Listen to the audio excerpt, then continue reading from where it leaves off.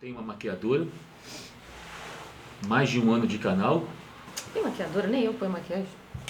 com quase 15 Você mil. quer o quê? Maquiagem de palhaço? Pra mim é só esse ano. Depois Maquiagem de palhaço. vou procurar concorrência e ver se eu consigo trabalhar na concorrência. Já vou começar a participar de alguns clubes de leitura aí Concorrência. e vou apresentar meu currículo e ver se eles me aceitam. Você vai apresentar seu currículo e vai acontecer isso. Não.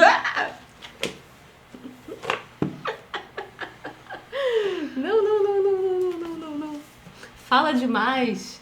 Eu tô aqui fazendo um pronunciamento. Nota de repúdio. Estou deixando o clube. Você não entendeu? Eu não caibo no clube. Eu Eu não- tô muito gordo, não caibo no clube. Então vamos fazer uma dieta aí. Você vai querer ser quem? Você quer ser o Pavel ou o Bazarov? Você que sabe, pode ser o pai, porque eu sou o pai, pô. Você tem que ser o filho. Mesmo que. Não, mas você falou que podia fazer também inversão, né? Se quisesse inverter as coisas. Não, Mas pode no fazer quatro. o tradicional mesmo. Não, Mas era o 5, quer dizer. Ah, não sei. Silêncio no 7. Silêncio no set!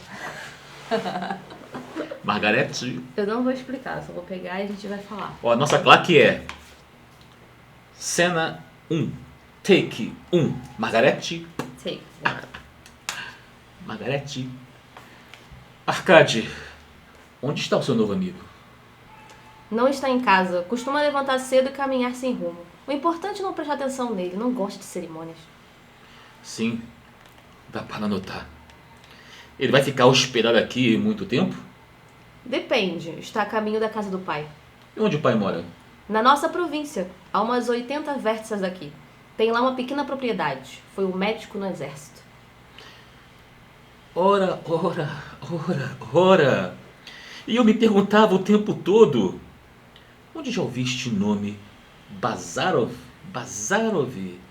Nikolai, você se lembra que na divisão do nosso pai havia um médico chamado Bazarov?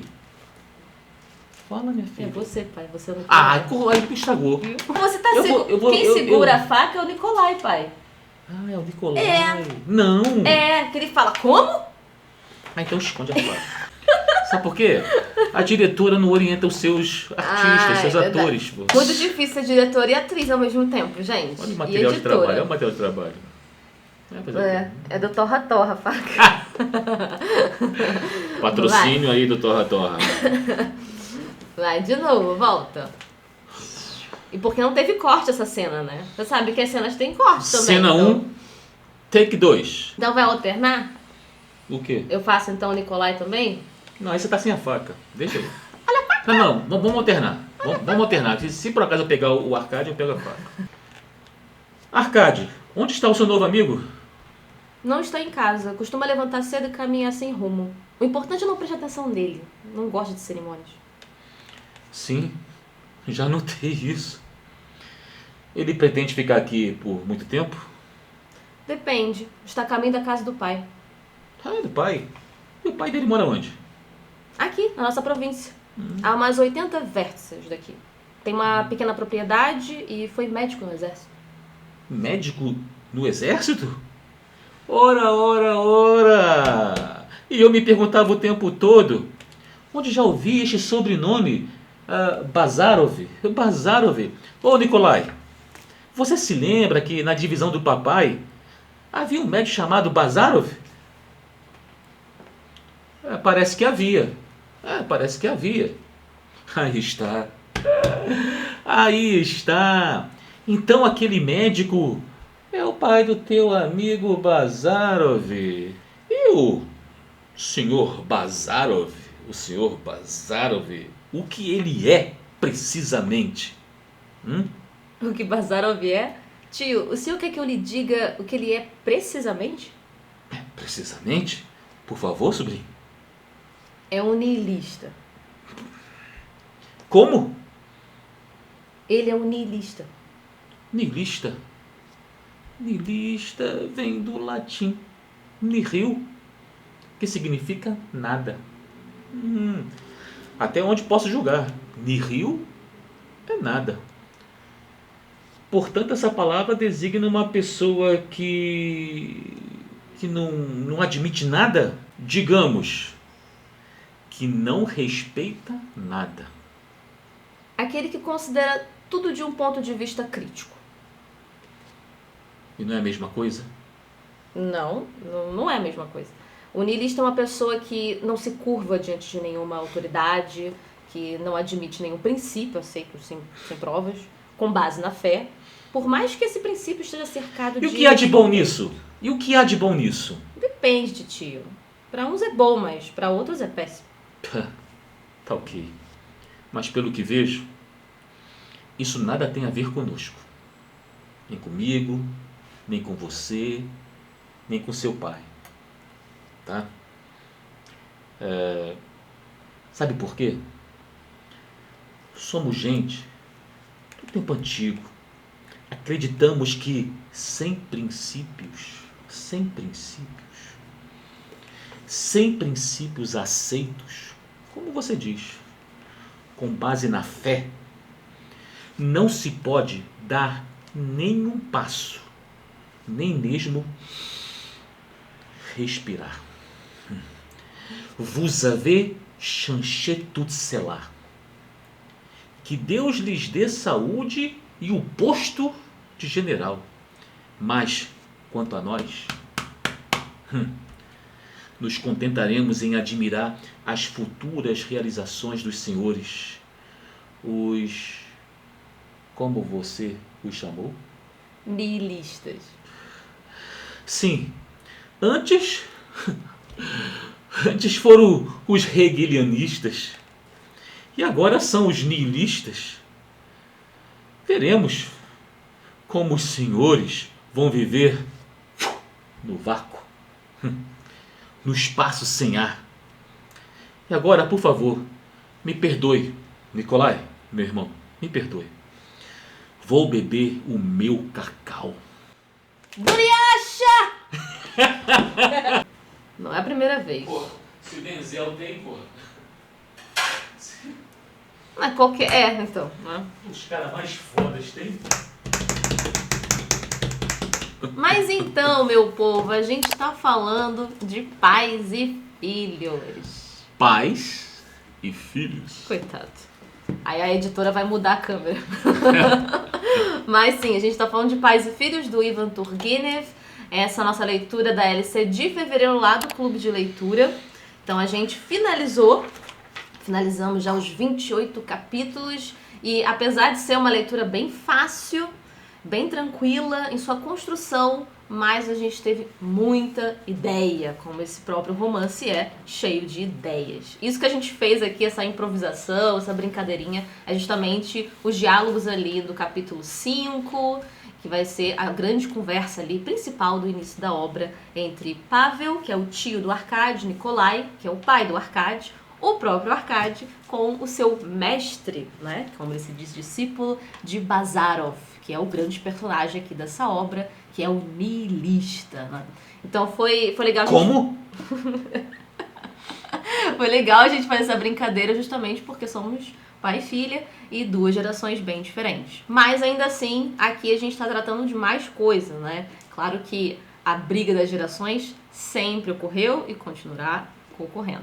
Mas a gente também sabe que aqui é uma outra questão. É um contexto russo, né? Bem diferente. Então tudo isso foi falado na LC durante as nossas lives. Vamos falar um pouco mais sobre essa obra, mas numa perspectiva assim.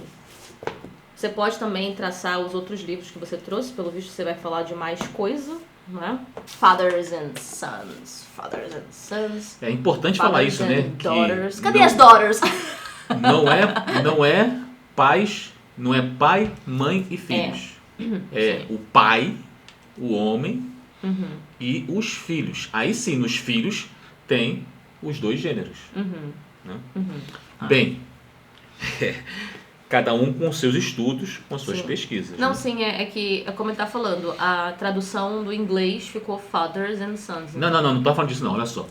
Eu tô falando da própria obra em si. Ah, não, eu sei, mas é... Porque, por exemplo, coisa mesmo. a figura da mãe, quando é retratada, é de forma negativa. A mãe é a Vlasiena. Sim. A mulher que aparece é a solteira emancipada. Sim, sim, Coctina, sim. Odintsova. São essas mulheres que aparecem como a novidade, a mudança. Mulheres como Vlasiena, a mãe do Bazarov, são representa ideias ultrapassadas, um tempo que não existe mais. Como aqui na nossa improvisação, o Pavel fala, somos gente de um tempo antigo. Isso. Nós temos princípios. Ou seja, esses princípios não estão postos à mesa para ser discutido, apenas para ser aceito. Entendeu? Mas tem muita coisa para conversar, a gente vem conversando no grupo, né? A gente fala da mesa, né? Como simbolismo, né? Que a nossa brilhante Clarissa trouxe aquela bela canção, né? Panis et Circense, Pão e Circo, né? Na voz da Rita Lee, que representa muito bem a sala de jantar aristocrata, né? Aquela mesa que de repente sobe na mesa o Bazarov chutando tudo. Que me lembra aquele filme, Bruna. É estrangeiro. Tem todo mundo na mesa, é uma capa meio amarela e o cara assim, né? Eu quero pegar essa capa e colocar lá no legal. grupo e botar assim, ó, Bazarov do século XXI. Não, eu sei o que você tá falando. Eu tava falando só sobre a questão do fathers and son, né? Que você tinha pontuado sobre isso. Porque aí na tradução em inglês ficou só fathers, ou seja, só o pai, Só o pai. sem a presença da porque mãe. no inglês entendeu? tem essa possibilidade, né? A gente pensa que pais aqui pode ser pai e porque mãe. para eles pai e mãe é parents, não é isso? Isso. E o nosso é pais. Isso. É como se fosse Dois homens, pais, né? O plural de pai. Homem, O plural de pai. Ou o pai e a mãe. Que exclui a mãe. Sim, exatamente. Só que quando você fala pais, você inclui a mãe. Mas a mesma coisa com filhos, porque filhos também no plural pode ser tanto para a filha e o filho. Também é a E mesma lá coisa, é perfeito, sons, perfeito. que são só filhos Só homens. filhos homens, entendeu? É que a briga por isso ali que- no reino masculino, né? Na Isso, perspectiva exato, masculina. Exato. Mas ainda assim tem as mulheres aqui. Claro que tem mulheres aqui que também são Sim. interessantíssimas, né? A gente tem a Kukshina, a gente tem a Odintsova, a Kátia e também Kátia. temos a Arina, né? Então você vê que a gente passa por esses personagens que também têm as suas diferentes gerações e como eles se comportam dentro desse seu tempo, né? E como também personagens como a Arina, ainda que ultrapassadas, elas se comportam e continuam se comportando mesmo em tempos diferentes. Basicamente, eu vou trazer só um rápido enredo. Eu sei que a gente está falando aqui, mas não sei se você que está assistindo já ouviu falar sobre essa obra, já leu, enfim. O Pais e Filhos é uma obra ali de 1862 e uma obra que, mesmo com esse grande lançamento, teve muitos problemas para o próprio Turgenev, né? Esse autor russo, mas também meio ocidental, porque passou muito tempo mais pelos outros países da Europa do que na Rússia. Mas enfim, isso é outra história. Mas o Pais e Filhos a gente vai ver o começo com o Arkady e o Bazarov. São dois universitários de 23 anos mais ou menos, e o Arkady está indo visitar o pai, Nikolai, que está com seu irmão lá, o Pavel. E lá vai ter o grande diálogo e brigas, porque Bazarov é nihilista. Como vocês viram aqui, a cena que a gente falou é uma das cenas principais, porque a gente vai ter esse conflito aí, verbal, entre o Pavel e o Nikolai, que são da geração de 40, né? E tem agora o Arkady e o Bazarov da geração de 60, geração dos filhos.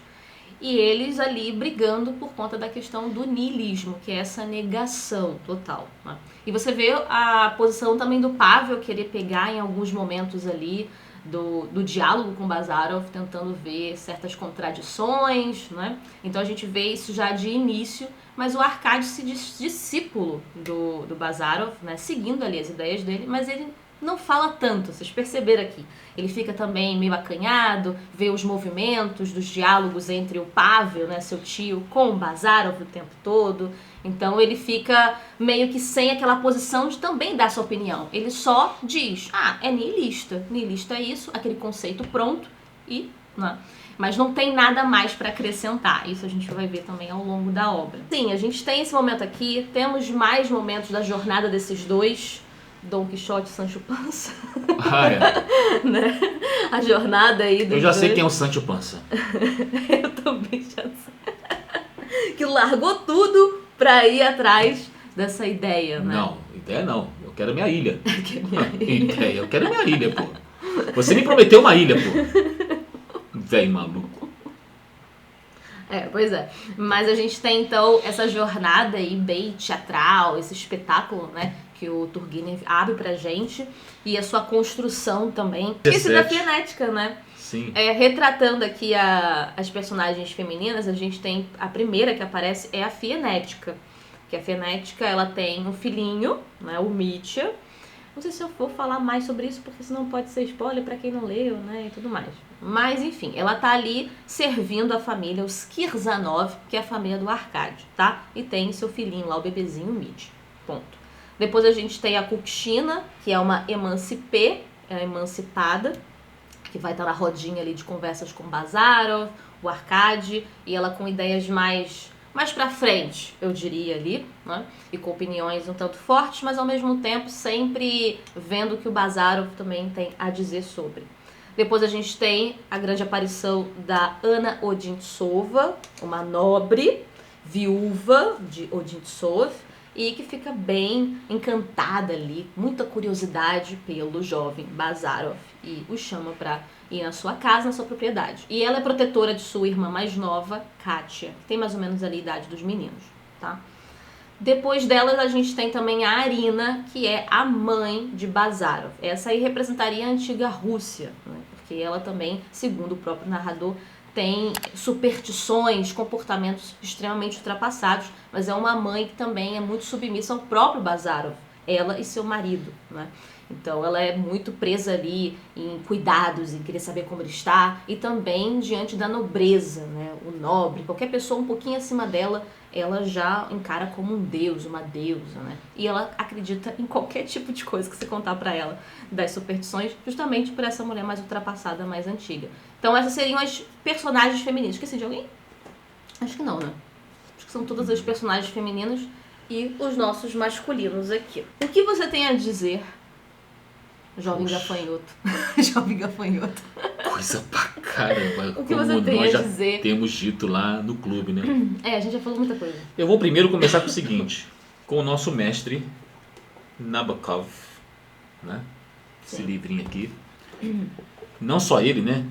Mas eu gosto muito do Nabokov porque ele tem uma proposta crítica. Ele não passa pano, ele não tem ídolos. Será niilista?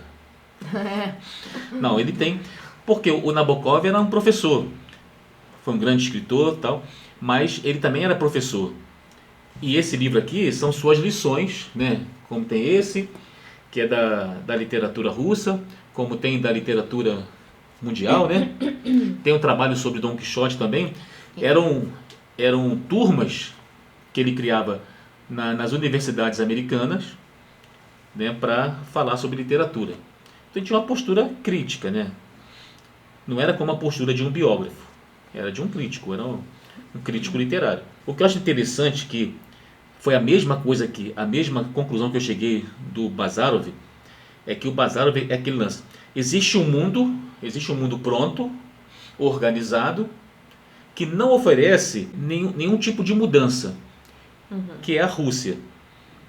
É claro que existem outras sociedades que também estão prontas e acabadas, que também não toleram muito mudanças.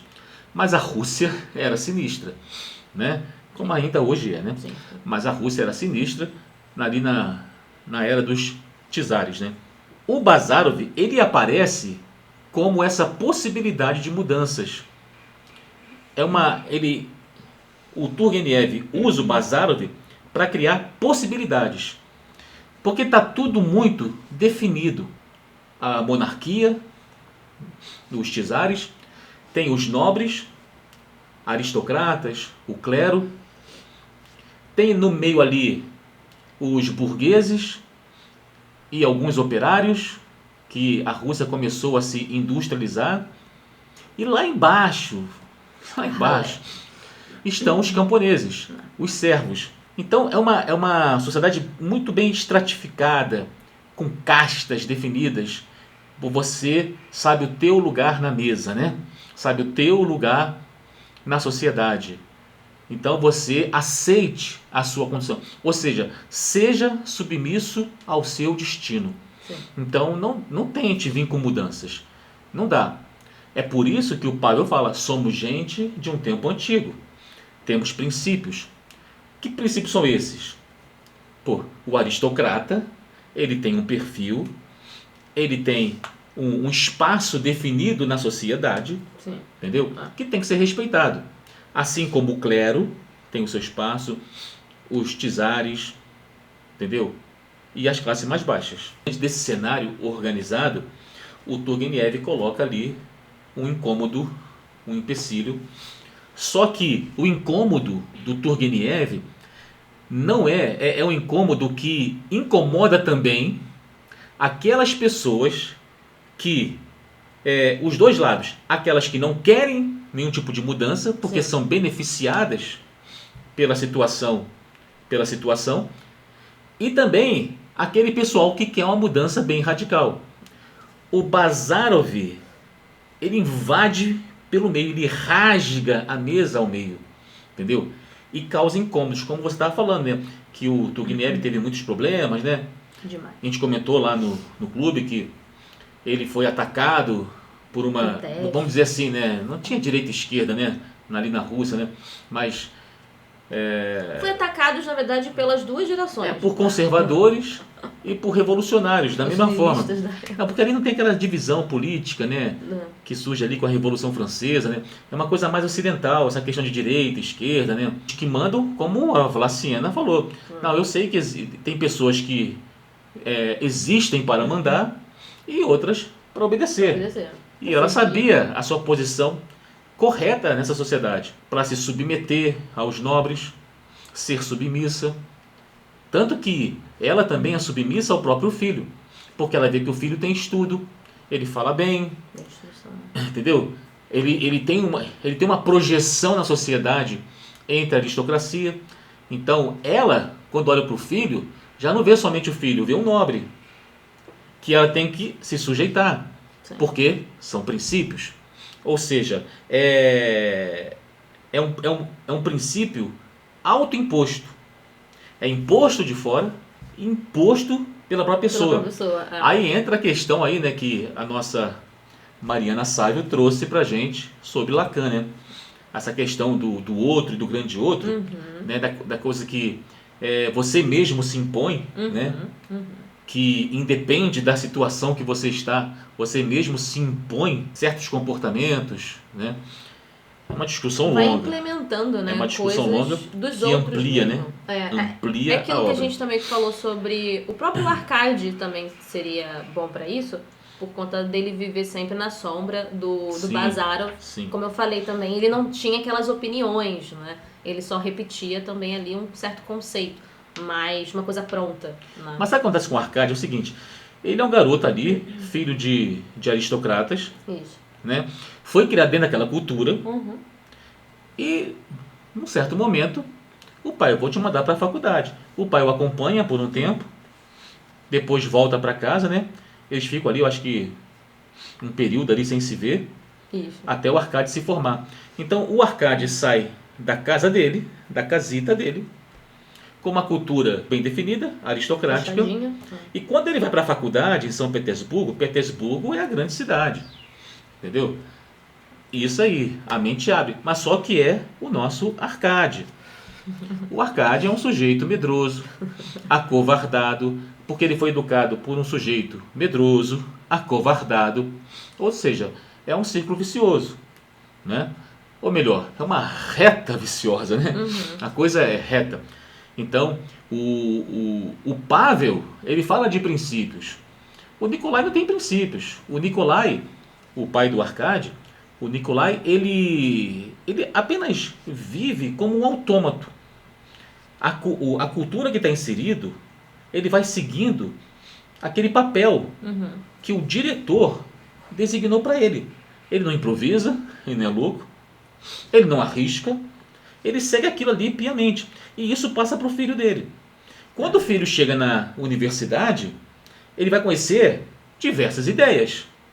Sim. Então, esse menino, extremamente despreparado, forjado por uma cultura ultrapassada, ele vai conhecer novas ideias num momento de efervescência, Sim. onde muitos jovens se projetam aí como revolucionários de diversas formas. Niilismo, liberalismo, ocidentalismo, eles vão embarcar em tudo. E essas novas ideias que vão ditar os comportamentos dos jovens, pô. O Arcade, acovardado, não vai se projetar.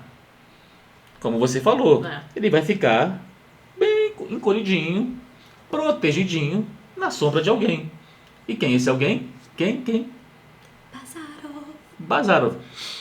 Porque o Bazarov é o sujeito que se projeta, corajoso, irreverente, não tem medo, entendeu? Então o Arcade vê nele, pô, a sua base. E se entrega, se sujeita. Sim, se E sujeita. fica admirado com o Bazarov. Então, Encantado. Bazarov é o quê? Niilista? Eu também sou. Se o Bazarov falasse que, não, eu não sou mais niilista. Sou mujique. Agora, Também sou mujique, pai. eu também sou. Vou virar O cara entrou numa ordem de mendicância. Eu também vou. O negócio é ser mendigo mesmo. O Bazarov tá com a razão. Tanto que naquela conversa lá com a Odissova, né? Acho que é com a Odissova, né? Eu também. Que falou assim, eu concordo com o que ele falou. Que o Bazarov dá a ideia dele, da opinião dele. Ela falou assim, e você? O que você acha? Pô, Arcade. Nossa opinião. Eu concordo com ele. Ele não tem opinião. Não tem. Ele não sabe nem do que está acontecendo. Não, eu concordo com ele. Ali naquela sociedade feminina, né, na casa da Odintsova, os quatro, né, Kátia, Odintsova, Bazarov e Arcade, o Arcade estava mais preocupado também ali, porque depois que ele conheceu a Odintsova, ele ficou também encantado, segundo encantamento do Arcade, por ela, né, por essa personagem. Então ele estava também muito preocupado em como se comportar diante dela, né, e depois ele ficou muito como um observador dos movimentos da Odintsova e do Bazarov o tempo todo. Assim, a gente vê o Arcade como observador muitas vezes, né? Porque como ele não tem nada a acrescentar, nada a dizer, então ele só observa e capta ali tudo. Então ele ficou muito preso à própria Odintsova, a essa personagem. E tinha que ficar com a Kátia tocando piano, coitado. Ele nem queria fazer isso, ele só ficava assim, observando. Então sim, é a eterna terceira pessoa, né? Ele nunca é a primeira pessoa. É sempre a terceira pessoa. Mas veja, olha só, mas o Arcade, quando ele conhece o Bazarov e se encanta com o Bazarov, todas aquelas ideias que o Bazarov começa a defender com muita paixão, com muita radicalidade, o Arcade, ao mesmo tempo, ele vai assumindo, vê se você me entende, ele vai assumindo, ele abandona o seu próprio mundo e vai querer assumir o mundo do Bazarov. Sim. Então, a mulher ideal para o Bazarov é uma Odintsova. Ela corresponde a essas novas ideias. Então eu preciso também me apaixonar por essa mulher. Mas a Odintsova, ela representa todo esse novo mundo. Então ele não se apaixona pela Odintsova. Ele se apaixona por um cenário. Sim, sim. Por um ideal. Entendeu? Então ele vai. Tudo que o Bazarov vai se apaixonando, ele também tem que se apaixonar. Ele é obrigado a se apaixonar.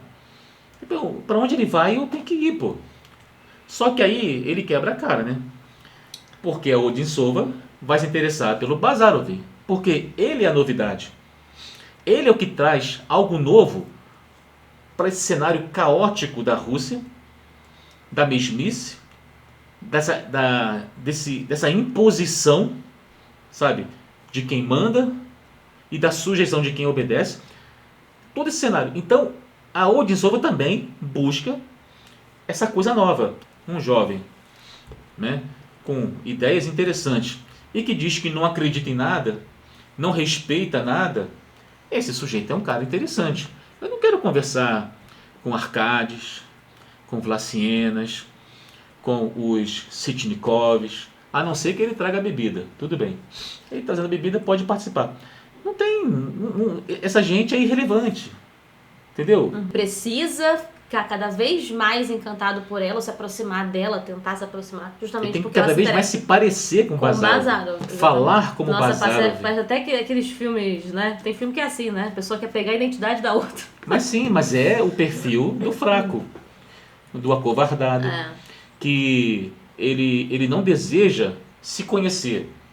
Você pode se aproximar de uma pessoa que você admira, mas não para se tornar aquela pessoa, Não tem mas para personalidade. retirar dela o conhecimento dela, Uhum. as virtudes dela, entendeu? É. Então me espelho em você. Então vou tirar proveito disso, da nossa amizade, entendeu? Para eu ter essas virtudes. Sim. E não me sujeitar, me anular e tentar ser você, que não tem como você ser outra pessoa. A personalidade dele, eu já teria que ter certeza que eu não tenho como ser como o Bazarov. Assim como o Nicolai, não tinha como ser o Pavel. Nicolai era o medroso. O Nicolai, quando soube que teria que se apresentar ao exército, né? Uhum. Ali, na época dele de jovem, né? Acontecendo a guerra, você vai ter que se apresentar, tal. Ele vai lá e quebra a perna. É uma coincidência, ele quebrou a perna justamente Ai, quando que ele foi muito convocado. Ele quebrou a perna para fugir da obrigação dele. Muito. Tanto que ele leva o apelido, né, pro resto da vida de Aleijadinho. Olha o Aleijadinho aí. Só que pro aristocrata servir o exército russo, não era tão brabo, né? Porque os caras eram oficiais. Ele não chegaria ia ser sargento ou soldado. Ele ia ser oficial, oficial superior, de major para cima. Entendeu? Então esses caras ficariam ali atrás das linhas de frente, né? Se fosse realmente para um campo de batalha, quem realmente morria era o camponês, era o pobre. Né? Esse que morria, esse que se ferrava. Então, até mesmo nessa situação, o Nicolai teve medo de ir. Não, vai que eu vou e também. Um mujique desse não sabe atirar, vira arma pra mim, não. É E o Arcádio ficou irrelevante. E o Arcádio acabou tendo um fim igual o pai mesmo. Sim. Que era uma coisa que já estava bem... conforme a leitura você vai percebendo, né? Que vai levando a esse fim. Então a obra mostra isso, que existe quase que impossível, que as pessoas nessas condições em que se passa a obra, né, da Rússia lá dos anos 60, do século XIX, ela não tinha como mudar a sua situação só por meio de uma bravura, mas uma bravura muito corajosa, né? Muito Entendeu? romântica. Não tem como você sair dessa condição. E não só porque, se você pensar assim, pô, mas eles eram a maioria. Sim, mas só que existia sobre eles aquilo que a Mariana Sábio trouxe do Lacan, né? E como Marx também falava da superestrutura. Então existe esse grande outro de Lacan, né? Na concepção do Lacan, existe essa cultura pesada sobre os indivíduos. Como é que você pode entender que uma mulher como a Vlasiena tem aquelas crenças, entendeu? Por que ela crê daquela forma, mesmo já depois de quase meio século de vida, ela não entendeu que aquilo são superstições. Mas você não precisa ir para aquela época. Ainda hoje é assim. As pessoas com paixões ideológicas, religiosas, né, com assim, mas aquela coisa que é muito radical. Se você começar a perceber isso com mais atenção, você vai ver que isso faz parte do próprio ser humano, pô. Ele é assim, pô. E não adianta você tentar mostrar, trazer um aprofundamento maior sobre essas questões. Não vai, é uma necessidade humana. A história mostra bem essas interrupções bazarovianas, entendeu? Vez ou outra aparece aí essas interrupções. Só que, mesmo com as interrupções, esses sujeitos, quando eles passam, costumam ser absorvidos por alguma instituição. E essa instituição transforma esse sujeito, como eu falei lá, né, assim, tipo, ele vira um totem, entendeu? Ou ele vira uma mesa, ele vira um objeto, que ele só serve para garantir a relevância daquela instituição. Sim. E de outorgá-la poder, entendeu? Sim. Um exemplo legal disso aí é nas religiões, que Jesus vem, quando você lê, começa a ler ali a filosofia de Jesus nos evangelhos e compara com depois de 3 séculos, né, o surgimento da igreja, você vê que há uma apropriação desse sujeito, Jesus, da sua filosofia. Agora ela responde às necessidades dessa instituição. e não mais atende a uma utopia universal, humanista, entendeu? Ele se torna um totem dessa instituição que outorga a essa instituição legitimidade de poder. Na política é a mesma coisa, entendeu? Políticos, de repente, aí, que foram bons políticos, é absorvido pelo partido que ele pertencia e usado como um totem. Então, o Bazarov, vai acontecer a mesma coisa com ele. A vida volta ao normal, né?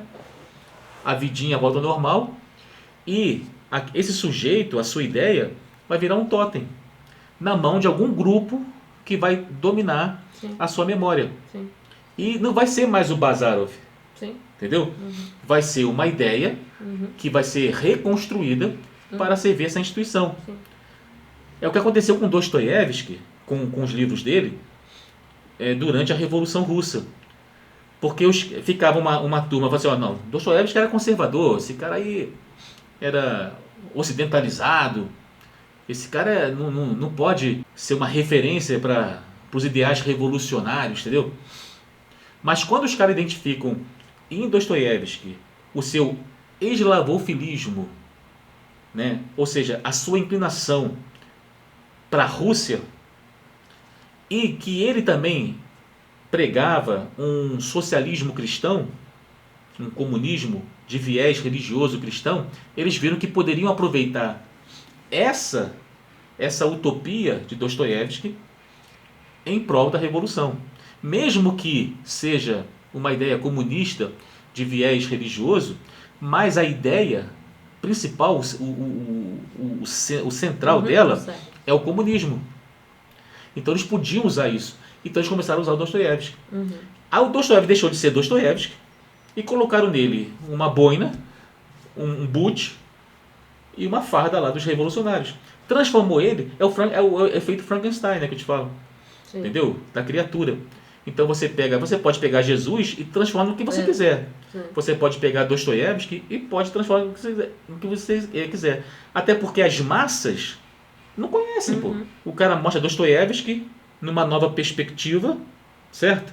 Para reforçar as ideias, os ideais daquele grupo, e a massa que está ali, que nunca leu Dostoiévski na vida, vê aquela construção muito bonita, aquela fala muito bonita, fala assim, pô, isso é um nobre, pô. Aí as vlacianas vão tudo, é um nobre, e começam a seguir aquilo. Detalhe, o que é mais interessante, que eu acho nisso aqui, é que a própria compreensão, a própria capacidade de compreensão da pessoa, ela também fica submissa a essa perspectiva. Ela pode ler o texto dizendo assim, ó, essa perspectiva que você acredita está errada, por conta disso, disso, disso. Tá vendo, cara? Como eu tô certo? Não, cara, mas... Por quê? A mente dela está dominada por essa perspectiva. Com certeza a Mariana sabe, e o pessoal aí da psicanálise, da psicologia, vai falar muito melhor do que eu. Isso aqui é só uma abordagem filosófica, né? É muito mais criativa, né? De percepção ali, né? Sim. A percepção imediata. E, pô, eu não sou novo, né? Primeira reação. Eu já tenho mais de meio século nesse mundo, entendeu? E, pô, como a gente tem essa tendência à reflexão e tal, então a gente começa a entender como é que funcionam as coisas, entendeu? Mas a nossa Roberta Lessa, ela trouxe uma questão também bem interessante, né? Que a gente está aqui falando aqui agora. Fala assim, pô, o cara que trabalha aí 10 horas por dia, como é que esse cara vai perceber a sua condição? Eu vou olhar os passarinhos, vou ficar refletindo sobre mas a aí vida. esse sujeito, o que acontece? Esse sujeito, ele está desprotegido. Aí quando vem políticos aproveitadores e lançam alguma proposta para melhorar a condição do trabalhador, Sim. o trabalhador tem a tendência de apoiar. Pô. Como ele não tem tempo para essa reflexão mais profunda, o que acontece? Ele não percebe que a condição dele, essa condição dele já é ruim há muito tempo, e essa gente que agora quer melhorar a condição dele já estava no poder há muito tempo. Sim. Ele não percebe que tem alguma coisa esquisita nesse ângulo. Serve de ilustração para essa obra do Pais e Filhos. essas questões, entendeu? Essas questões Sim. que nos incomodam e que recebem poucas reflexões. E assim, até o que o próprio Turgenev está fazendo, né? Por isso que eu acho importante a construção, né, da estrutura de como esse romance foi criado, por conta disso, do Turgenev estar apresentando essas ideias e essas contradições, seja do lado dos pais ou dos filhos, mas só apresentando mesmo, né? Não há necessariamente uma condenação. É um juízo de valor, né? Exato, sabe? E Então ele termina a obra com questões, com uma interrogações. incerteza, exatamente. Fica Agora, uma dúvida. o Turgenev, ele era um cara moderado. Uhum. Ele não era um radical. Não. Ele foi por muito tempo hegeliano, mas de uma linha moderada. Mas é óbvio que ele acreditava, né, que ele entendia a história como Hegel entendia a história, né, que a história está em movimento. Uhum. Então, não é como pensam os conservadores, que existem princípios dados do alto, né, de agora para sempre. E também não é como pensam os revolucionários, que tem que toda hora, quando estão insatisfeitos, quebrar tudo, destruir tudo. Então, é o moderado. É aquele que tem coisas boas nos conservadores, tem coisas boas nas ideias revolucionárias, mas nós temos que ver as consequências das mudanças. Sim. Entendeu? Sim. Quando perguntaram para essa política sobre o seu projeto de melhoria da carga horária de trabalho do trabalhador, perguntaram se no projeto dela tinha as consequências do projeto, né, o que queria acarretar, né, como consequência para a sociedade, ela falou que não fez esse estudo. Assim, então por aí você vê que a coisa não é séria. Entendeu? Todo projeto tem que prever consequências. E tendo consequências ruins, tem que fazer, mas como isso aqui vai acontecer, de imediato a gente vai fazer tal coisa para, né, suprir Assim, esse tudo, déficit. como né? você falou mesmo, tudo tem uma consequência. Seja até, por exemplo, a emancipação dos servos, por exemplo. Né? Sim. É que na história tem um momento que ele fala da dificuldade do Nicolai com os recém-emancipados lá, suas almas, Sim, né? sim, Então claro. tem a dificuldade ali. Eles dependem deles. Exatamente, dos tributos, né? Então toda essa consequência também é gerada, não é? Isso aí é impossível não acontecer, as consequências sejam negativas ou positivas. Até porque são muitos e muitos anos, né, de servidão. E até mesmo para os próprios mujiks, né, que eles chamam até, não, o Senhor é nosso Pai, né? Então, assim, fica até difícil para eles também saberem como vão lidar com essa nova realidade. Sim. Entende? Então, é legal ver também o Turgenev apresentar tudo isso, também mostrando como que está caminhando essas mudanças, né? E como as pessoas estão Ele lidando. pega a sua obra e apresenta as ideias. Sim. E no centro coloca uma ideia central. Essa obra, ela fala muito mais de ideias do que de personagens. Entendeu? Eu vou repetir, ó. Cada um interpreta da maneira que quiser. Cada um pode interpretar da maneira que quiser qualquer obra. Se quiser pegar a Bíblia e falar que Jesus era satanista, você tem todo o direito de fazer isso.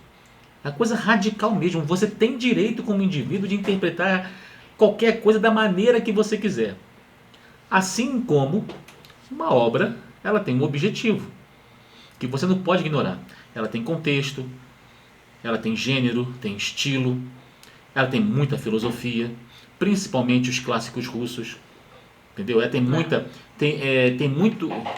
tem muito assunto, muito tema que faz parte daquela época, Sim. que ainda ressoa aqui para nós. Sim. E o século XIX é muito importante porque ele é o princípio do que vai acontecer no século XX.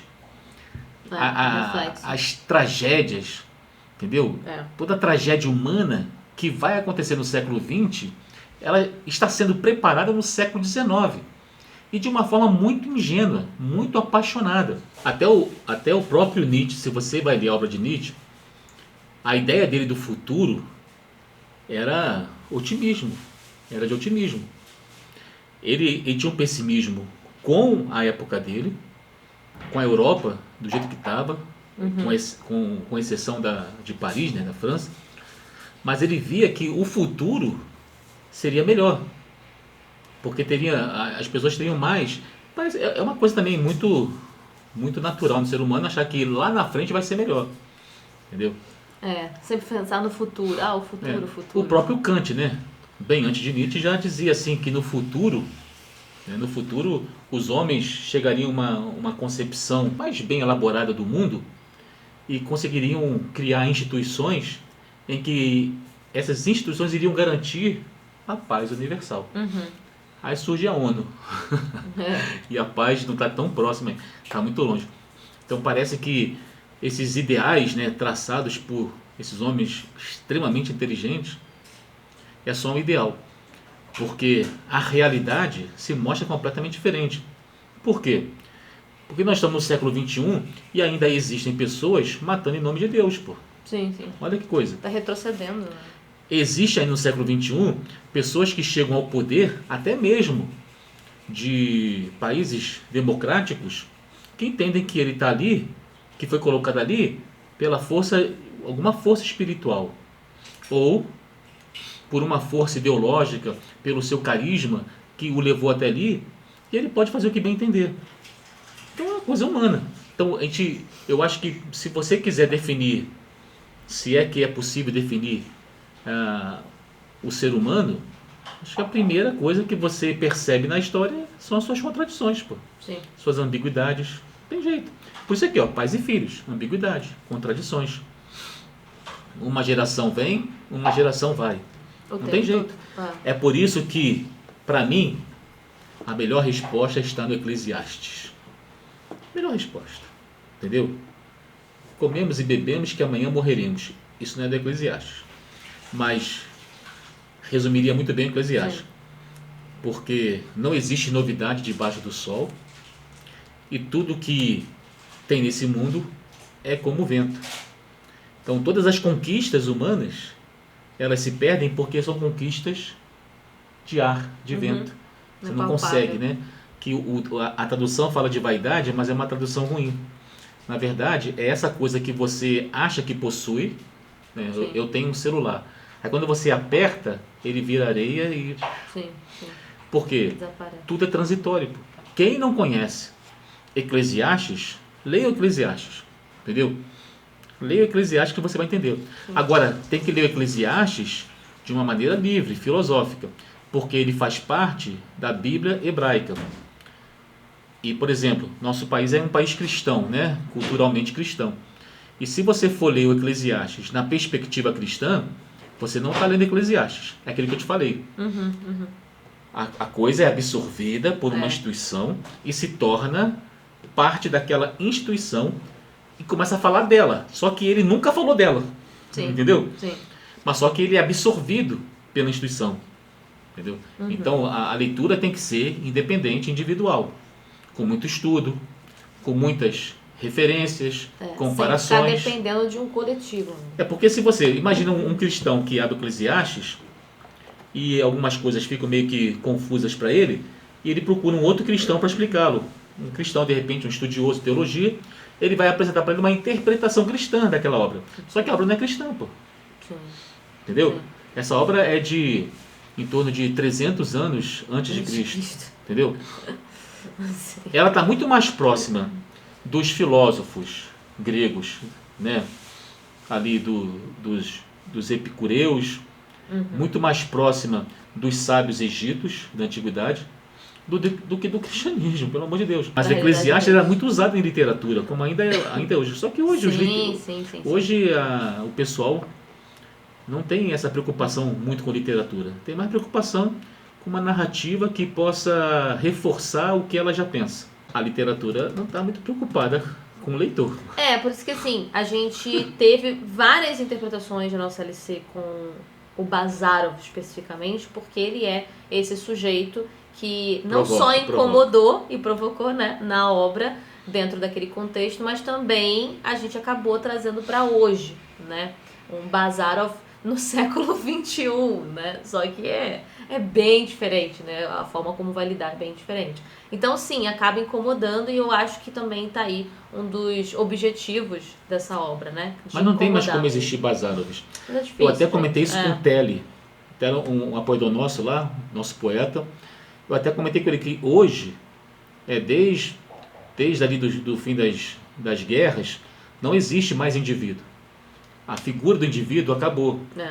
O indivíduo só existe numa coletividade. É aquela ideia do Ortega y Gasset que ele fala sobre o homem-massa. Entendeu? Houve uma revolução da massa. Então não tem mais indivíduo. Perdeu sua importância. O Bazarov, hoje, ele está absorvido em algum grupo. Entendeu? E se ele tem alguma projeção no grupo, é porque ele fala o que o grupo permite. Sim. Os líderes do grupo, obviamente. Sim. Entendeu? Então, se você pegar um político, vamos falar na área política, né? Porque tudo é política, mas se você pegar um político X, que tem uma projeção individual, aquilo ali é autorizado. E não uma forma revolucionária. Não é uma postura. Não existe mais revolucionários. Tem muita gente aí nas redes sociais, políticos e políticas, né, se projetando como revolucionários, mas não são. Eles estão ali defendendo uma ideia de alguma tribo, de algum grupo, de algum partido. E isso não é ser revolucionário. A Rússia deixa de ser revolucionária quando ela é absorvida pelo sistema, por um regime. Acabou a revolução. Porque, olha só, a própria palavra revolução exige o quê, cara? Mudança. Revolução. Pegar o que não tá bom e transformar. A revolução é aquela ideia do Trotsky, Refazer. né? É a revolução. Refaz. Sempre revolução. Faz um reset aí. Mas os revolucionários, né, do século XXI, ali do meio do século XX, não tem, acabou, não tem mais isso, esquece. Então é impossível existir um Bazarov. É por isso que muita gente que não tem muita preocupação com a literatura em si, vai ter raiva do Bazarov. Esse sujeito causa raiva porque ele é sozinho, Sim. ele é independente, ele não tem um grupo. Muito pelo contrário, pessoas que tentam ficar na sua sombra e depois não conseguindo, se acovardando, sai ele fica sozinho. E o fim, ele é tipo o Sócrates. Eu não vou falar do Bazarov agora, vou falar do Sócrates, porque eu estou falando do Bazarov, entendeu? Então Sócrates, ele é o grande filósofo de Atenas, só que ele provoca uma insatisfação com os poderes, entendeu?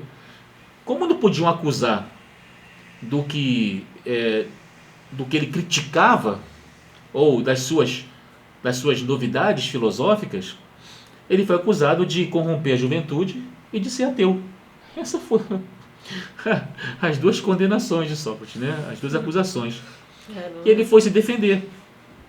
Aí essa defesa está lá, né? Apologia de Sócrates, né? De Platão. Ele foi se defender. E não adiantou, porque ele já estava condenado. Ele se defende, ele humilha, né, os juízes, mas já estava condenado. Os seus discípulos de Posses, né, tentam convencê-lo de fugir. Existia ali uma celebração que não poderia matar Sócrates naquele momento até o fim da celebração. Lembra quem? Lembra Jesus, né? Que esperar a Páscoa, né? Quem copiou quem? Eu acho que foi os cristãos, né? Quem veio primeiro? Mas aí não podia matá-lo, não podia fazer ali naquele momento tinha que esperar a chegada de um navio, se eu não me engano. Então nesse tempo eles armaram uma fuga para Sócrates. Ele falou, não vou fugir, porque se eu fugir, eu vou contra as minhas concepções. E o Turgenev faz algo semelhante com o Bazarov. Sim. Entendeu? Sim. Então, em nome das minhas convicções, das minhas ideias, eu vou aceitar o meu destino. Sócrates, Jesus também foi a mesma coisa. Obviamente que Jesus não foi morto porque ele quis cumprir um destino. Ele foi morto geralmente porque foi um agitador, causou problema ali para o império e foi morto. Sim. Que a condenação dele é romana, né? A morte por crucificação é decreto romano. Ele morre porque ele era um agitador. Mas aí que eu te falei, o grupo assume a história e cria o que eles querem, né? E depois o grupo some e surge a igreja lá com Constantino, né? 3º século, 4º século, sei lá. E agora eles tomam posse daquelas ideias de Jesus, desses primeiros discípulos. E fazem o que quer. E está até hoje aí, ó. O que virou Jesus? O grande inquisidor, né, Dostoiévski. Se Jesus viesse, bota aí um grande inquisidor do século XXI. Jesus fala assim, putz, o que aconteceu aqui, minha gente? E o... E se ele olhasse para a imagem dele assim, caraca, pô, bonitão, hein? Ai, meu Deus. Pô, nem eu sabia que era lindo assim. E o Bazarov, ele não fica, assim, ele vai ter um momento também dessa queda dele, né? Quando ele se apaixona pela Odintsova. Sim. Pela Anna Odintsova. Uma contradição. Então né? ele vai mergulhar aí no... É o peixe voador, né? Então Sim. saltou, mas não sustentou por muito tempo. E aí cai nessa paixão. Mas depois ele tenta saltar de novo quando ele vai embora da propriedade, né? E tenta ir em direção ao seu rumo, de fato, que era ir até a casa dos pais. Então ele tenta voltar a ser aquela pessoa de novo. Mas... Ele volta pro seu elemento. Mas, né? só que é interessante, né? Porque assim, a gente tinha conversado sobre essa história ser um experimento do próprio Turgenev e colocando esses personagens como esses provocadores, né? Seja dos pais ou dos filhos. E aí chega um momento que esse elemento Bazarov, ele tá lá, provoca, incomoda, e aí ao longo da jornada ele vai passando por situações que vão também modificando certas coisas nele, que é natural no ser humano. Tipo como se estivesse levando umas porradinhas, depois se conserta, leva mais porradinha, depois, sabe? E aí quando chega no final da história, no final desse espetáculo, né? E aí a gente tem um Bazarov ainda sustentado em seu indivíduo, né, na sua ideia, mas você vê que não é o mesmo que iniciou. Eu sinto muito isso. Ah, sim. Sabe? Sim, Porque entendi. ele já passou por um experimento. Claro, claro. Entendeu? Ele já passou por umas quedas e subidas, né? Tudo é um vir a ser. Exatamente. Então, quando ele chega ali de novo, ele retorna à casa dos pais novamente, no final da obra, eu sinto que tá muito diferente de quando ele chegou na casa do Arcade, né? Quando ele iniciou a obra. O Bazarov, ele é um indivíduo. Sim, ser humano. Ali no que significa ser indivíduo. Uhum. Entendeu? Então ele mesmo, ele reconhece suas contradições. Ninguém faz isso. Sim. Ninguém faz isso. Nenhum personagem faz isso. É. Todos os personagens estão vivendo dentro de uma certeza, de uma verdade inquestionável. Eu tô certo. O Arcade não aceita, né? O Bazarov, não, ele está o tempo todo enfrentando as suas contradições. Coisa que a maioria não faz. Muito pelo contrário, esconde. Dissimula. Não, olha só, sempre está na defensiva. Entendeu? O Bazarov se expõe, pô. Entendeu? Por isso que é fácil atacar o Bazarov. Porque está exposto. Ele fala o que pensa. Entendeu? Eu penso e falo. Pô. Eu tenho a sensação, né? Sim. Sinto e falo, faço. Não tenho medo. Eu vou falar o que eu penso. Entendeu? Uhum. Isso vai incomodar. Primeiro que é um ato de coragem que a maioria das pessoas gostaria de ter. E como não pode ter, fala que as uvas estão podres. Desdém. Né? Uhum. Não. A uva não está podre. Você que não alcança. Você que não consegue ser como ele. Então, se você não consegue ser como ele, é melhor o quê? Desqualificá-lo. Puxando a Clarice Lispector aqui, o Bazarov, ele tá nas suas duas pernas, né? Tá andando sobre suas duas pernas e as pessoas não conseguem se libertar da terceira perna. Sim. Né? Estão presas. Mas antes de ler Clarice, leia essa mulher aqui, ó. Virginia Woolf. Isso aqui é o... Porque a Clarice queria ser Virginia Woolf e não conseguiu. Sei. É porque eu já vi na sua cara já. Não precisa me falar. Eu vi travado aqui. Não é isso. É porque é que eu a mesma gosto coisa dessa como ideia o da terceira Bazarov, perna. eu também sou um indivíduo. Eu sei. E eu falo o que eu penso. Não vou esconder. Ainda mais eu tenho 54 anos, pô. Pelo amor de Deus. Respeite isso aí. Eu sou de um tempo antigo. Então. Seu bigode já tá bem limpinho, né? Bem escovado. 54 anos. Tu vai ficar dissimulando? Então, assim, do Pais dos Filhos a gente não vai expor o final nem nada aqui, Melhor tá? não, né? Porque aí vocês vão descobrir nas suas leituras aí, nas suas experiências. E o que mais você trouxe aí pra nós? Terminei de ler Ao Farol, da Virginia Woolf, To the Lighthouse. num outro grupo de leitura do clube, né? Com algumas Grupo Leituras Compartilhadas. pessoas lá, e tem pessoas que estão lendo ainda também. Senta que lá vem história. Eu não gosto de fazer resenhas, é chato. Tem gente que faz muito bem. Tem que fazer Tem gente que faz muito bem. um enredozinho. Mas eu gosto de fazer menos. assim. Como é que a Virginia Woolf escreve? Uhum. Entendeu? é uma introspecção, entendeu? Que ela utiliza ali personagens, uma historinha, para ela falar daquilo que a incomoda internamente. É uma pessoa que tem muitos incômodos existenciais, a sua busca pelo sentido de viver, aquela história de sempre, né? Existencialista, né? O que fazemos nós aqui, que vamos desaparecer. Então tem que ter um sentido.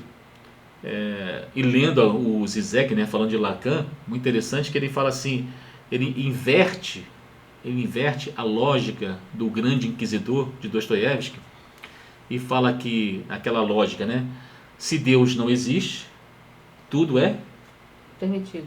proibido. É a inversão. Sim. Porque se Deus não existe, tudo é proibido. Por quê? Quando um sujeito afirma que Deus não existe, o ateu, ele tem que colocar alguma coisa no lugar de Deus. Né? E essa coisa que ele coloca no lugar de Deus são imposições para ele mesmo. Entendeu? Então esse cara tem uma tendência a que tudo seja proibido. Ele cria mais proibições do que permissões. Então a ideia de que Deus não existe não liberta o homem. Aprisiona muito mais em imposições internas que cada vez mais o proíbe naquilo que ele quer como ideal. E se Deus existe, como é que ficaria? Tudo é permitido. Tudo é permitido. Mas espera aí. Se Deus existe, como é que tudo pode ser permitido se existe um Deus limitador? Não, aí que está a grande inversão. Você não precisa... Olha só, basta um exemplo. Acabei de falar aqui, né, antes. Em pleno século XXI, ainda tem gente matando em nome de Deus. Sim. O sujeito que acha que tem permissão para matar o outro e crendo em Deus, isso afirma o quê? Que se Deus existe, tudo é permitido. É permissão. Por quê? Em nome de Deus, tudo é permitido. Sim. Então, o sujeito que entra no ônibus e se explode em nome de Deus, da sua fé, ele fala, isso aqui pode. Porque o mandamento é o quê? Não matarás, mas eu posso matar por ordem de Deus. O próprio Antigo Testamento mostra isso. No Decálogo tem lá, não matarás. Logo depois, Deus fala assim, vocês vão até a terra tal que eu preparei para vocês e vocês matam todo mundo. Então, peraí. Vamos dizer que tem um hebreu lá. Vamos dizer que na época tem um hebreu mais pensador. Assim, esse mais negócio questionador. Não está casando. Moisés falou que era para não matar. Mas depois vem uma ordem de Deus. Olha só, eu acho que Moisés está nos enganando. Eu não concordo com esse cara, essas tábuas não foi eu que mandei. Então é uma inversão de Dostoiévski. Então se Deus não existe, o correto seria tudo é proibido. Tudo é proibido. E ele mostra isso na prática. Como eu mostrei aqui, então se Deus existe, então tudo é permitido. Então tudo é permitido se Deus existir. Porque os fundamentalistas religiosos vão se permitir fazer qualquer coisa a partir do momento que entendam que aquilo é uma ordem divina para eles fazerem. Então a Virgínia, ela busca um sentido da vida. Entendendo? E como ela não encontra, e como não tem, entendeu? Ela cria uma personagem chamada Senhora Ramsay, que consegue... ela vira uma pessoa que consegue reunir toda a sua família em seu torno e as pessoas mais próximas. Seus 8 filhos. Ela vira a referência. É como se... Sabe o que eu gosto na Virgínia também? É a sua perspectiva universal. A Virgínia, eu até fiz uma brincadeira lá no meu story que eu botei, a Virgínia não é uma escritora feminista, ela é uma escritora mulher. Mulher no sentido de que ela é indivíduo. Ela não pertence a uma coletividade. E hoje há uma necessidade, né, como eu falei que não existe mais indivíduo, há uma necessidade de pertencer a algum grupo para você poder fazer algo. Então a pessoa é feminista e escreve dentro daquela perspectiva daquele grupo feminista. E isso, na minha visão, repito, na minha visão, não tem nada a ver com literatura. Isso é panfleto, entendeu? Isso é militância. E a pessoa fica à vontade, faz o que quiser, não estou falando disso. Não é juízo de valor, eu só estou constatando as coisas. E a Virgínia, ela não estava presa, sujeita a um grupo específico. Então ela escrevia, ela pensava, escrevia. Ela sentia, escrevia. Entendeu? Era uma mulher independente. É universal porque ela trata os gêneros de uma forma geral. Sim. Não faz diferença. Tem uma passagem, eu nem vou falar muito da obra, só vou falar dessa passagem para terminar. Essa passagem, para mim, é uma das mais belas, cara. Imagina que existe um cara que o tempo todo está criticando uma mulher. Só que quando ele critica, ele generaliza a crítica. Então, ele chega para a mulher e fala: mulheres não sabem escrever, nem sabem pintar. E a mulher está pintando. Então, a mulher está pintando, e para colaborar com a ideia generalizada do sujeito, ela tem uma dificuldade imensa do que vai pintar. Entendeu? Ela passa a obra toda tentando pintar e não consegue. E esse cara toda hora passa por ela e vê: mulheres não sabem escrever, não sabem pintar. Ou seja, ele pega um caso particular e generaliza. Você conhece todas as mulheres do mundo? Né? Tipo a Odin Sova com Bazarov nas suas generalizações. Você conheceu um homem, tu conheceu todos eles. No Bazarov, né? Assim, poxa, sério? Muito bem. O que acontece? O tempo passa. Esse sujeito que a criticava muito e generalizava, esse sujeito é estudante de filosofia, discípulo do senhor Ramsay, e no futuro, depois da guerra e durante a guerra, ele se torna professor e palestrante. Um dia, coincidentemente, essa mulher passa por um lugar que ele está palestrando. Ela: nossa, fulano, vou entrar e vou ver qual é. Ela entra. E o sujeito está pregando o amor fraternal. Né? Com toda aquela cara mal lavada. E nós temos que amar o próximo, aquele negócio todo. Entendeu? Ele é um filósofo. Ele não é um religioso. Está durante a guerra. Então o discurso dele é tipo daquele padre Panelu, né? Então, a peste de Camê. Então, ele está ali falando sobre o amor fraternal. Aí ela olha aquilo e fala assim: poxa, é muita cara de pau, não é não? É muita cara de pau. Esse sujeito passou a vida inteira dizendo que as mulheres não sabem escrever, não sabem pintar, e quer falar do amor fraternal. Como é que você casa esse negócio? O cara que generaliza de uma forma negativa as mulheres e depois está lá pregando o amor fraternal. Isso não tem lógica. Ela sai e volta para o seu quadro, que ainda não pintou. E a Virgínia intromete. Até arrepia. Ela intromete na figura da senhora Ramsay. Entendeu? Não vou falar muito dela para não passar spoiler. E essa moça para e fala assim: ela tem um fluxo de consciência e vem uma imagem em que a senhora Ramsay, acontece alguma coisa ruim com ela, ela perde alguma coisa, ok? No mar, ela perdeu alguma coisa ali na praia. E esse cara vê que ela ficou muito irritada com aquela perda. E fala: isso costuma acontecer, pô, não é nada. Isso acontece com todo mundo. No outro momento, ela lembra dos dois na praia e ela também falando alguma coisa não muito boa que aconteceu. Ele fala: isso não é nada. Aí ela fala assim: o homem, a mulher, o indivíduo não é um momento, são vários momentos. E quando você pega, presta bem atenção que a Virginia Woolf fala, quando você pega um momento e generaliza todos os outros momentos, você generalizou também. Ela fala assim, sente vergonha e fala que fez a mesma coisa que aquele rapaz, porque isso é humano, demasiadamente humano. É uma passagem, cara, que mostra a visão, a perspectiva da Virginia Woolf sobre o ser humano. Ela não escreve para mulheres e nem para homens. Ela escreve para pobres diabos dos dois gêneros. Ela fala isso. Eu escrevo para pobres diabos dos dois gêneros. Então, assim como não existe mais Bazarovs, também não existe mais Virginia Woolfs.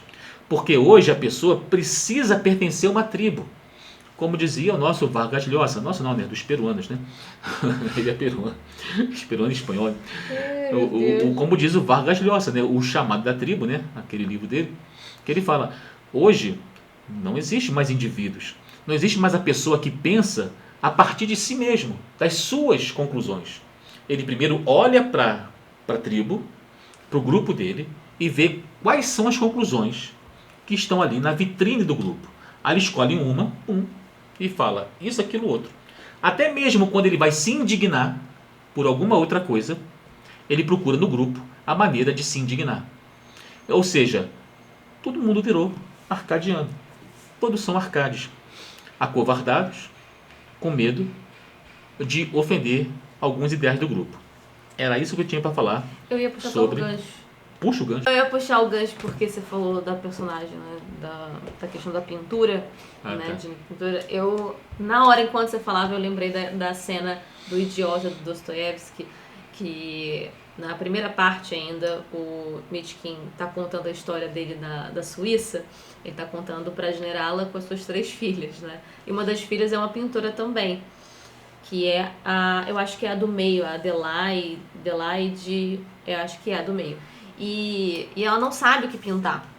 Ela não sabe o que vai fazer, enfim. Sim. E aí ele até conta pra ela, né, eu sei o que você pode pintar. Ele começa a contar a história de uma sentença de morte com guilhotina, né, na França e tal. Ele começa a falar...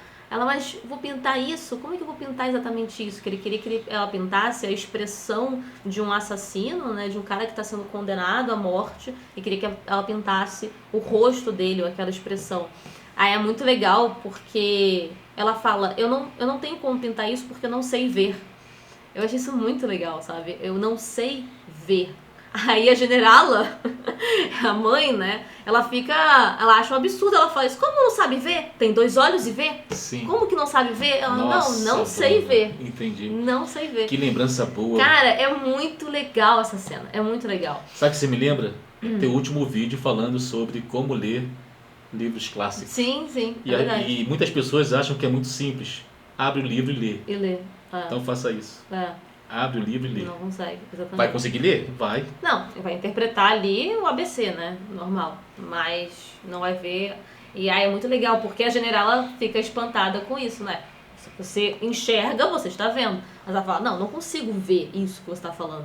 E elas ficam tão encantadas com a forma do Mitchkin, né? Filosofando sobre tudo que ele fala. E a gente está diante de uma pintora que tem ali uma inclinação artística, tá meio ali num bloqueio, né? Não sabe o que pintar. Mas às vezes eu fico me perguntando até se ela tá pintando por pintar mesmo. Mas ele fala, pô, se você quer pintar, então pinta isso. Ela, mas eu não sei ver. Como pintar isso? Não sei ver isso que você tá falando. Show. O Idiota, de Dostoiévski. Tô lendo ainda. Tô indo pra metade. Show. Mas enfim. É isso, a gente falou pra caramba. Ó, tem muita coisa que a gente tá falando mais, mas lá no clube. Vem pro clube e você também. Os grupos, 24 horas... O povo toda hora pipocando coisa lá, tá? Ó, tem um pessoal que comenta aí, comentários excelentes. Sim. E não está no clube. É verdade. Eu estou de olho. Comentários assim, em vocês. Eu li o Mestre Margarida. Eu sei como é que o mundo espiritual funciona.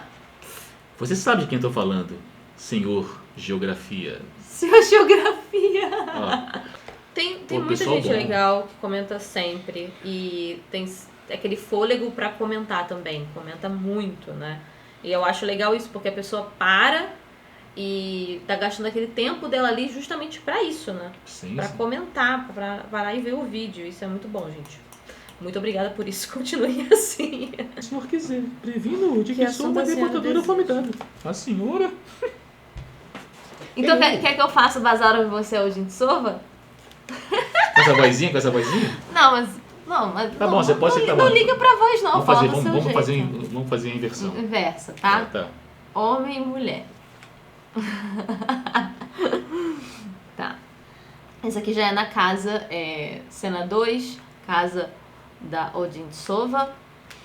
Margarete.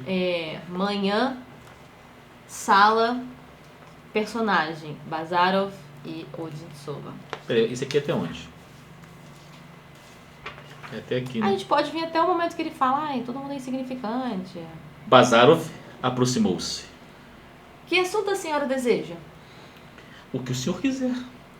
Previno de que sou uma deportadora... Não, volta. Debatadora. É a mulher que faz batatas debatendo com alguém. Eu sou debatadora. Eu tô debatendo e fazendo batata. Eu debato com batata, que eu faço batata. Eu tenho ódio de vocês, homens. Vamos lá de novo, então, ó, começando aqui, ó, tá? Bazarov aproximou-se. Que assunto a senhora deseja? O que o senhor quiser. Previno-o de que sou uma debatedora formidável. A senhora? Eu sim. Parece que isso surpreende o senhor. Por quê? Porque, até onde posso julgar, a senhora é de índole serena e fria e, para travar um debate, é preciso fervor. Como o senhor conseguiu me conhecer tão depressa? Em primeiro lugar, sou impaciente e pertinaz. Pergunte para Kátia. Pergunte para Kátia. Em segundo lugar, me deixo entusiasmar com muita facilidade.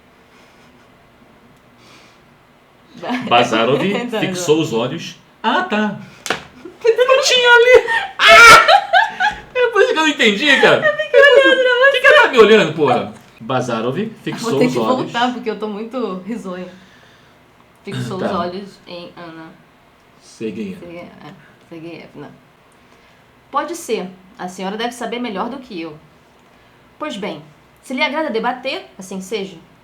Eu observava há pouco paisagens da Saxônia, Suíça, no seu álbum, e a senhora comentou que isso não poderia ser do meu interesse. A senhora fez esse comentário porque supôs não haver em mim um sentido artístico, e de fato não existe em mim tal coisa. Porém, essas paisagens poderiam me interessar do ponto de vista geológico, do ponto de vista da formação das montanhas, por exemplo. Perdoe-me.